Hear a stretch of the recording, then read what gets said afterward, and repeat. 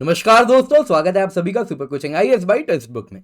दोस्तों, कनाडा में अगर आप नॉर्थ वेस्टर्न साइड में देखें तो यहाँ पे एक प्रांत है जिसको कहते हैं एल्बर्टा।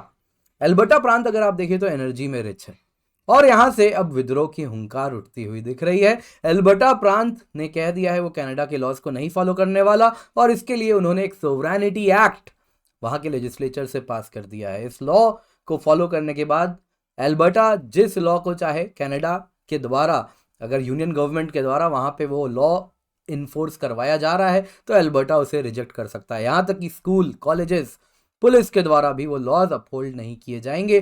तो कहीं ना कहीं साफ साफ कनाडा ने कह भी दिया है कि आप कॉन्स्टिट्यूशन बदलिए, नहीं तो एल्बर्टा इंडिपेंडेंस रेफरेंडम जल्दी आने वाला है। ये सोवरेनिटी एक्ट के आर्किटेक्ट ने कहा है। तो क्या है ये सोवरेनिटी एक्ट? बहुत इंपॉर्टेंट है, आज की क्लास में इसी पर चर्चा करेंगे। साथ ही साथ क्यों ऐसा हो रहा है, एल्बर्टा क्यों नाखुश है कनाडा से, इस पर भी चर्चा करने वाले हैं।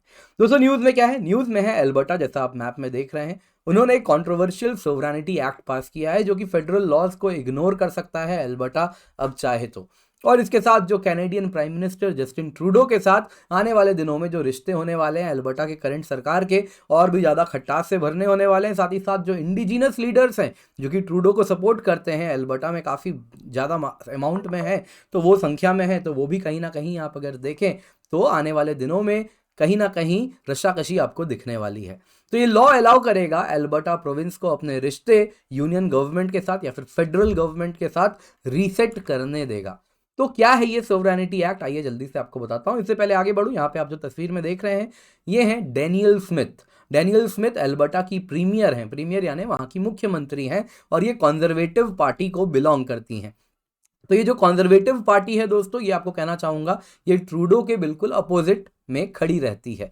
तो कहीं ना कहीं ट्रूडो के साथ सेम पेज पर ये नहीं है। तो एल्बर्टा इस लॉ को पास किया है, सोवरेनिटी एक्ट, जो कि अब अलाउ करता है एल्बर्टा को कि वो किसी भी फेडरल लॉ को इग्नोर कर सकते हैं।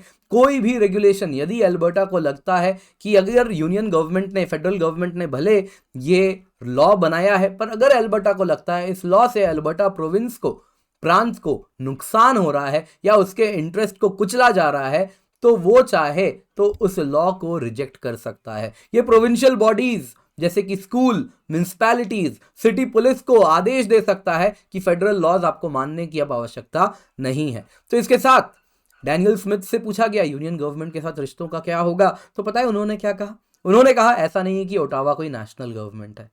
उन्होंने ये भी कहा कि जैसा हमारा देश चलता है उसके अनुसार हम सब अलग अलग इंडिपेंडेंट ज्यूरिसडिक्शंस हैं जो कि सोवरेन है, और हम सब ने कॉन्स्टिट्यूशन पर साइन किया है, तो हम सबको अधिकार है कि हम अपने सोवरेन पावर्स को एक्सरसाइज करें अपने अपने ज्यूरिसडिक्शन में। तो सवाल उठता है एल्बर्टा इतना नाखुश क्यों है? दोस्तों, एल्बर्टा आपको कहना चाहूंगा कनाडा का, आप अगर देखें तो क्यूबेक, एल्बर्टा, ये सब बहुत ही रिच प्रोविंसेस में से एक है। तो एल्बर्टा का कहना है कि वो रेस्ट ऑफ द कनाडा के साथ अनफेयरली ट्रीट किया जा रहा है। और यहाँ पे आपको कहना चाहूंगा जो इक्वलाइजेशन पेमेंट का सिस्टम है कनाडा में, क्या होता है दोस्तों कि जितने भी प्रोविंसेस हैं जो ज़्यादा कमाते हैं वो कम कमाने वाले देशों, कम कमाने वाले प्रोविंसेस को पैसा प्रोवाइड करते हैं, यानी जिनका जीडीपी ज़्यादा है वो लोअर जीडीपी वाले प्रोविंसेस को कंपनसेट करते हैं। तो इस वजह से उनका कहना है कि हमारा पैसा उन प्रोविंसेस में जा रहा है, नंबर वन। नंबर टू, अब जैसा मैंने आपको बताया एल्बर्टा अगर आप देखें तो ऑयल इंडस्ट्री, गैस इंडस्ट्री का रीजन है। एल्बर्टा के जो ऑयल सैंड्स हैं इनमें दुनिया में 4th लार्जेस्ट ऑयल रिजर्व्स है।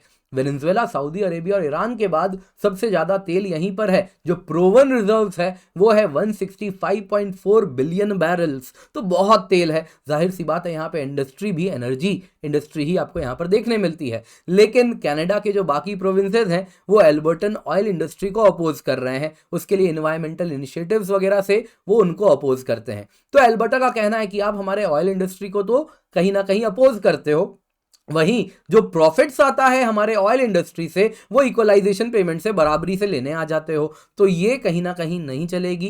तो इससे भी काफ़ी ज़्यादा वो नाखुश हैं। इसके सिवा ऑयल इंडस्ट्री को प्रमोट करने के लिए एल्बर्टा चाहती थी एक नॉर्दर्न गेटवे पाइपलाइन इस्टेब्लिश करना, जिसको भी रिजेक्ट कर दिया था कनाडा के सरकार ने। तो एल्बर्टा इस वजह से बहुत ज़्यादा नाखुश है, और गवर्नमेंट ऑफ एल्बर्टा ने 2021 रेफरेंडम भी एक होल्ड किया था जिसमें पूछा गया था लोगों से डायरेक्टली, क्या आप चाहते हैं इक्वलाइजेशन, जो कि हम लोअर जीडीपी वाले प्रोविंसेस को फंड करते हैं एल्बर्टा में, एल्बर्टा के पैसों से, क्या उस इक्वलाइजेशन को रिमूव कर देना चाहिए? तो 2/3 एल्बर्टा के लोगों ने वोट किया था कि हाँ, इसको रिमूव कीजिए।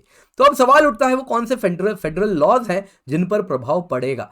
तो दोस्तों सबसे पहले तो इन्वायरमेंटल इंपैक्ट असेसमेंट के लिए वहां पे होता है इंपैक्ट असेसमेंट एक्ट, उस पर प्रभाव पड़ेगा। कनाडा एनर्जी रेगुलेटर एक्ट, उस पर भी प्रभाव पड़ेगा।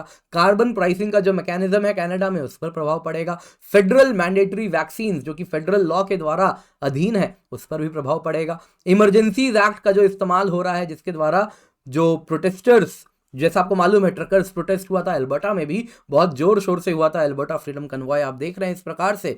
तो यहाँ पे क्योंकि ये जो प्रोटेस्ट हुआ था ये अगेन जो जस्टिन ट्रूडो हैं जो कि थोड़ा लेफ्ट विंग ओरिएंट, थोड़ा क्या काफ़ी लेफ्ट विंग ओरिएंटेशन रखते हैं, उनके खिलाफ राइट विंग विचारधारा रखने वाले उन लोगों ने प्रोटेस्ट किया था।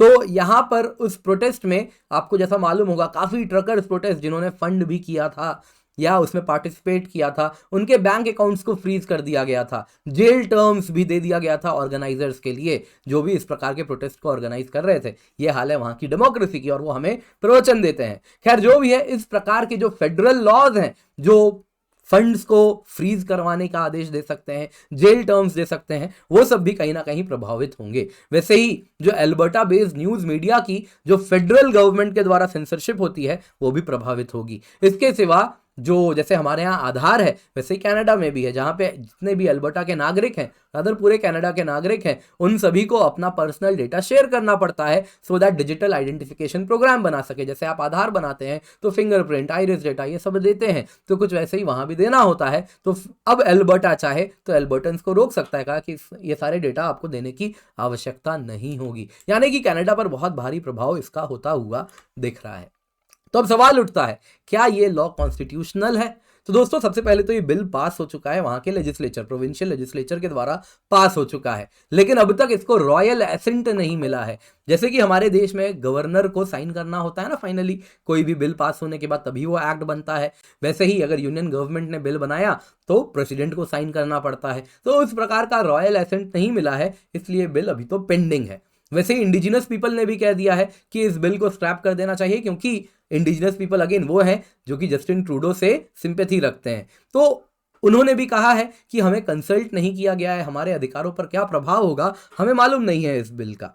वहीं कुछ कॉन्स्टिट्यूशनल थिंकर्स ये भी कहते हैं कि जो प्रोविंशियल लेजिस्लेशन है वो कहीं ना कहीं फेडरल जुरिस्डिक्शन को नेगेट कर रही है, इनवैलिडेट कर रही है। तो इस प्रकार से ये अल्ट्रा वायर्स हुआ, यानी कि अनकॉन्स्टिट्यूशनल हुआ, तो कोर्ट्स इस पर स्टैंड ले सकती है। वहीं जस्टिन ट्रूडो से भी पूछा गया तो उन्होंने कहा कि ओटावा देखिए डायरेक्टली, यानी Canada federal government directly fight नहीं करेगी एल्बर्टा के साथ, ये कोर्ट्स हैं जो कि अब डिसाइड करेंगे, यानी ये भी कोर्ट्स के द्वारा ही कहीं ना कहीं जो कोर्ट्स का फैसला होगा ये भी वही मानने वाले हैं। पर जो भी है दोस्तों, यहां पर देख रही है चिंगारी लग चुकी है और कब वो आग में तब्दील हो जाएगी ये वक्त ही बताएगा।